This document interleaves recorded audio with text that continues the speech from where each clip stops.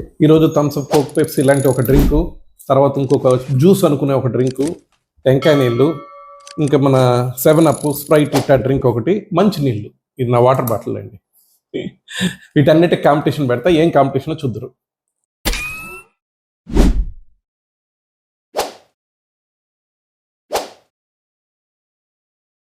దీన్ని pH metre అంటారు. ఇదేమంటే pH readings అంటే మనకు 7 ఉంది అనుకోండి, న్యూట్రల్ అని, మంచి ఫుడ్ తినడానికని. అంతకంటే తక్కువ ఉండే, ఎంత తక్కువ అయితే అంత యాసిడిక్ అని, అంటే మంచిది కాదు పళ్ళకి అని.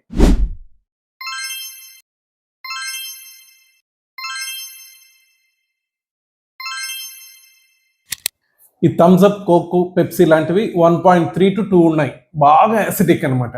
స్ప్రైట్, లిమ్కా, 7 అప్ ఇవన్నీ 2 to 2.5 ఉన్నాయి, అవి కూడా బాగానే చాలా యాసిడిక్ గానే చెప్పచ్చు.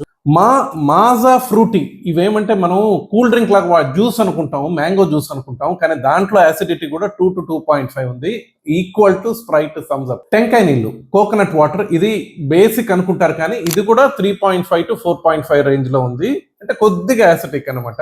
వాటర్, మంచి నీళ్ళు 6 to 7, మనం తీసుకునే సోర్స్ ని బట్టి ఆర్ఓ వాటర్ అయితే కొద్దిగా మైల్డ్ యాసిడిటీ ఉండొచ్చు, కాబట్టి 6 to 7 మధ్యలో ఉంది, బట్ స్టిల్ వాటరే అన్నిటికంటే బెస్ట్. ఇవన్నీ నేను ఇప్పుడు చెప్పింది హెల్త్ బెనిఫిట్స్ కోసమో, దీనివల్ల ఆరోగ్యం చెడిపోద్దనో కాదు.